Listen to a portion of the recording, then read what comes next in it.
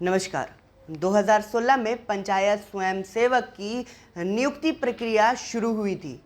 झारखंड में कुल 24 जिले हैं। उन 24 जिलों में 11 जिले जो हैं वो समान वर्ग में आते हैं, वहीं अन्य 13 जिले जो हैं वो अनुसूचित जनजाति वर्ग में आते हैं। राज्य सरकार ने स्वयं सेवकों को कार्य के अनुसार प्रोत्साहन राशि देने की बात की थी। वहीं स्वयं सेवकों का काम केंद्र प्रायोजित योजनाओं को ग्राउंड पर इम्प्लीमेंट करना था, लेकिन स्वयं सेवकों का कहना है कि पिछले 2 वर्षों से उन्हें भुगतान नहीं किया गया है और ना ही उन्हें नियमित रूप से काम आवंटित किया जा रहा है, जिसके वजह से उन्हें कई सारी समस्याओं का सामना करना पड़ता है।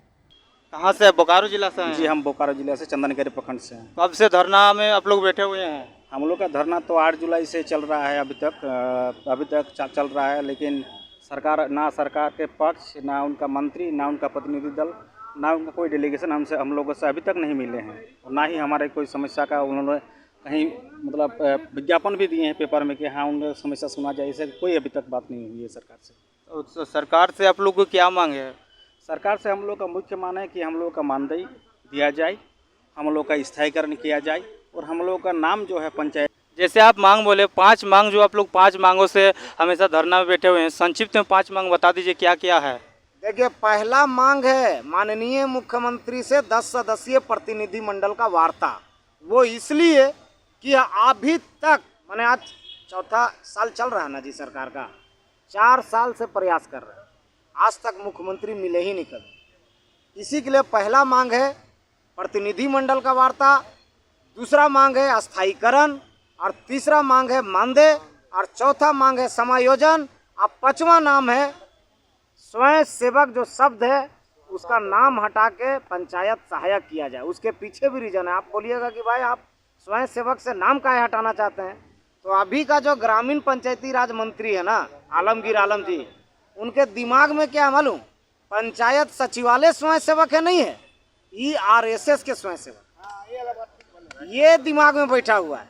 इतना मूर्ख मंत्री कैसे झारखंड में मंत्री बन के बैठा हुआ है, हमको समझ में नहीं आता है। देखिए सर, अभी तक हम लोगों का पंचायत में ऐसा कोई काम नहीं है जिसमें स्वयं सेवक का हिस्सेदारी नहीं है। ऐसा एक भी काम नहीं है कि स्वयं सेवक नहीं किया है। स्वयं सेवक ये जैसे सरकार की, राज्य सरकार के हो, केंद्र सरकार के जितना भी महत्वकांक्षी योजना है, हर चीज़ में स्वयं सेवक ही किया है। स्वयं सेवक अगर सरकार की योजनाओं का काम नहीं करता तो ना तो ये योजना अभी तक धरातल में रहता, ना सरकारी योजनाओं की उपलब्धि अब तक गिना चुके होते। काहे कि देखें, वृद्धा पेंशन, आपका विधवा पेंशन, आपका राशन कार्ड, आपका जैसे उज्ज्वला योजना का गैस कनेक्शन, बिजली का काम, आपका शौचालय, आपका PM आवास, जितने भी सरकार की जो जन कल्याणकारी योजना है, जितने भी हैं, सबको जो भी अगर धरातल में अभी तक आपको झारखंड में कहीं दिख रहा है, वो PSS के बदौलत ही है, पंचायत स्वयं सेवक के बदौलत ही है। पूरा झारखंड में कितना आप लोग महिला का पार्टिसिपेट है पंचायत सचिवालय स्वयं सेवक? टोटल जो है जेंट्स लेडी जो भी मिल के 18,000 जो भी स्वयं सेवक लोग है, लेकिन उसमें भाई हम लोग जो बहन लोग जो है सो लगभग होंगे 6,000-7,000 लगभग लेडी लोग होंगे। लेकिन अपनी ईमानदारी से हम लोग काम किए, लेकिन सरकार अपना जो भी वादा है जो किए थे कि बहाल करेंगे जो भी है, तो वो मुकर जा रहे हैं। जैसे कि आप लोग अभी धरना प्रदर्शन में हैं, धरना प्रदर्शन में रहने के बावजूद जो पंचायत में आपको नहीं लगता है कि पंचायत में काम प्रभावित हो रही है? काम पूरा प्रभावित चल रहा है। पूरा काम हम लोग जब करते थे तो सारा काम, जैसे हर सप्ताह में हम लोग का मीटिंग रखा जाता था ब्लॉक में, तो सारा सप्ताह दिन का जो भी 5-6 दिन जो रहता था, अपना घर का काम करके पूरा फील्ड घूमते थे, सारा रिपोर्टिंग हम लोग ब्लॉक में देते थे, तो पूरा एकदम जिनवीर से सारा काम होता था।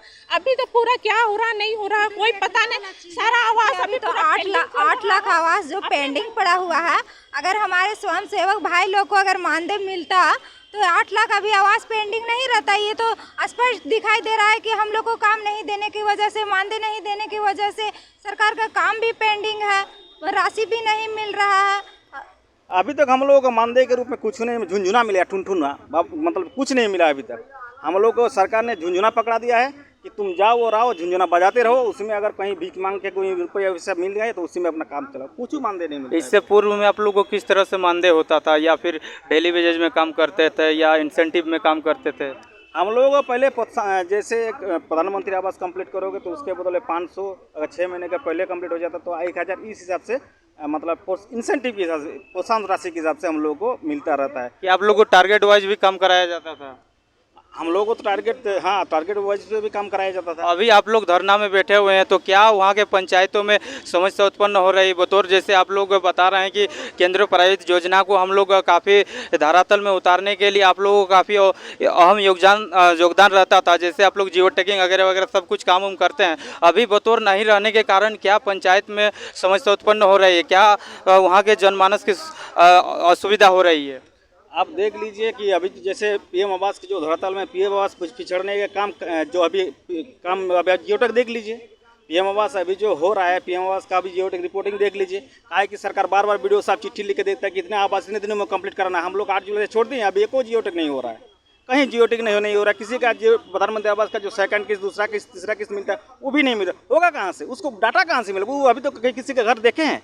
घर घर जाकर, गली गली जाकर हम लोग करते थे। हम लोग उस आदमी से पहचान करवाते, उस जो के बुक से घर दिलाते, उसको जियोटेक करवाते, उसका पैसा छुड़वाते, तब जाकर वो मकान कंप्लीट होता। 8 जुलाई से आपका 24 जुलाई हुआ ना, अब 8 जुलाई से 24 जुलाई के स्टेट में देखिए उसका कितना जियोटेक कंप्लीट हुआ है अभी तक। ये सरकार भी जो वादा की है पूरा नहीं करेगी तो हम लोग घर घर तक पहुंच रखते हैं।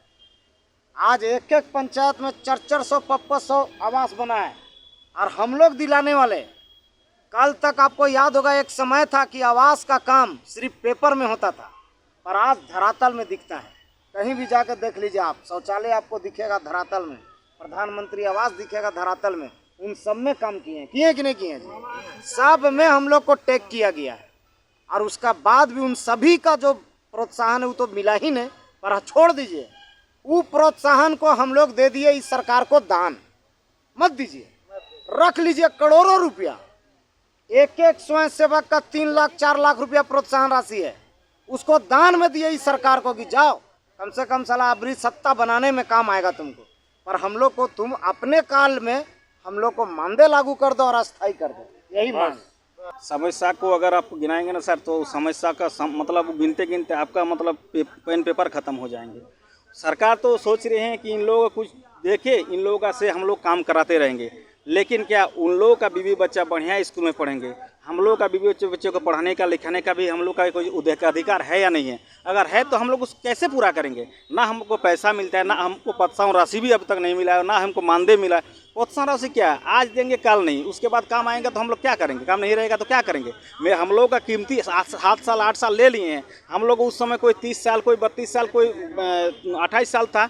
उस समय उसका कीमती वक्त, जो नौकरी का वक्त होता है, जिस समय आदमी पढ़ लिख कर कुछ बन सकता है, उसका कीमती वक्त आप काम करवा के ले लिए। स्वयं सेवक संघ की ओर से क्या ग्रामीण विकास विभाग के चीफ सेक्रेटरी को आप लोगों ने पेमेंट के संबंधित कुछ लिखित आवेदन दिए हैं? क्या पेमेंट हम लोग का जो भी समस्या है इंसेंटिव से रिलेटेड, क्या आप लोगों ने लिखित आवेदन दिए हैं अभी तक?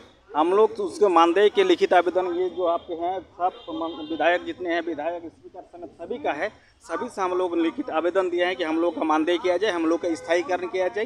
वो सारे आपको मतलब उसका लेटर समेत आपके पास है। तो आप लोग भी धरना प्रदर्शन में हमेशा, जैसे कि आप बताया जा रहा है कि 8 जुलाई से बैठे हुए हैं, तो आपका अगला स्टेप क्या होगा?